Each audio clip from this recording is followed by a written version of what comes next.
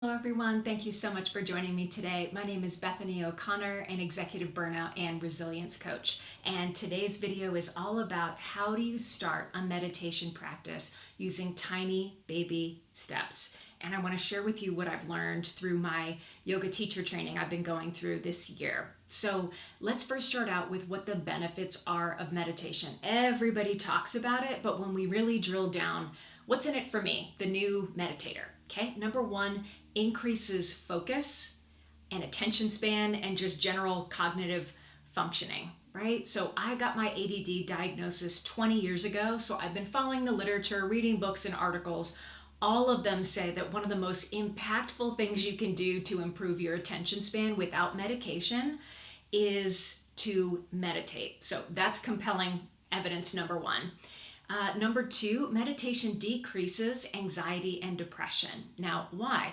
Meditation literally rewires your brain when you practice it consistently. If you're interested in looking at the literature, there's stuff from Harvard, there are stuff in all kinds of medical journals. A quick Google search, you will find compelling and evidence-based arguments for meditation and all the brilliant things it does for your mind.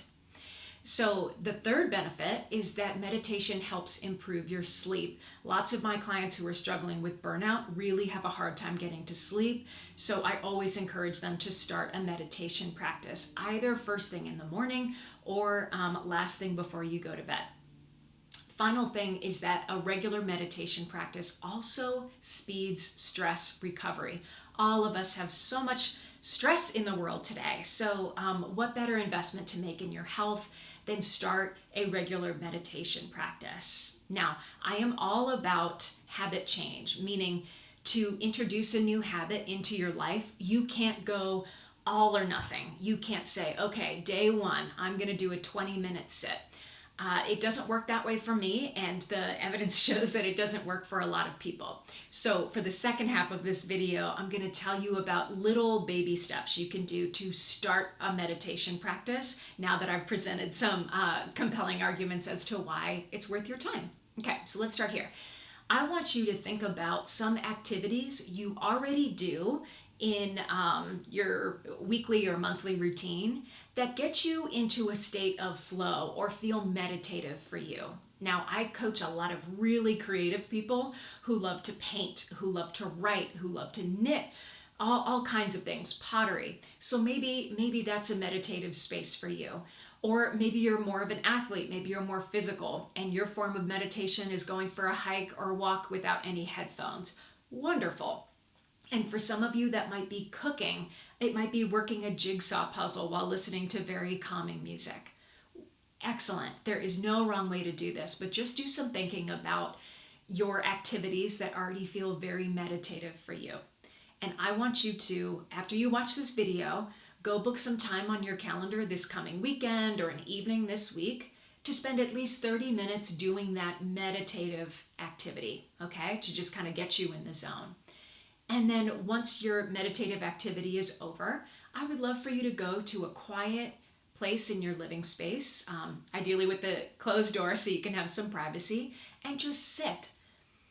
And just sit and be with your breath. So you want to get into a tall spine, be in a comfortable seat, uncross your legs. And I just want you to notice your breath.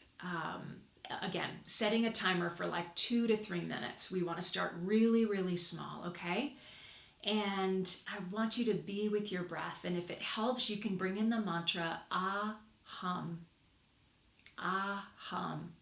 Now that's a Sanskrit word, and those are Sanskrit words, and this mantra has been used for thousands of years by Tibetan Buddhist monks, and it helps purify the mind, the heart, and our speech. So who among us does not need more pure thoughts and more pure speech? So that's one of the foundational mantras that are recommended for a new meditation practice. So how would you actually use this mantra? You would say ah to yourself on the in-breath and hum to yourself on the out-breath, okay? So you're just literally watching the inhale and exhale, and you're matching the inhale with ah, you're matching the exhale with hum. That is a way to kind of charm the mind a little bit, that of course wants to attach to all these monkey mind thoughts, okay? But when you have a mantra, it helps harness the attention of the mind onto the breath. So feel free to use that, give it a try, and maybe that doesn't work for you. So ditch the mantra and just focus on your in-breath and out-breath.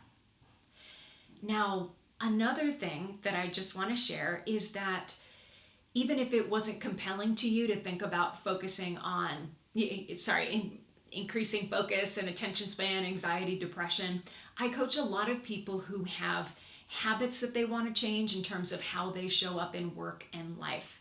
Meditation is one of the best ways to learn how to respond instead of reacting to the day-to-day challenges of life. So an example might be, I coach people who are working on holding better boundaries, not focusing so much on people pleasing.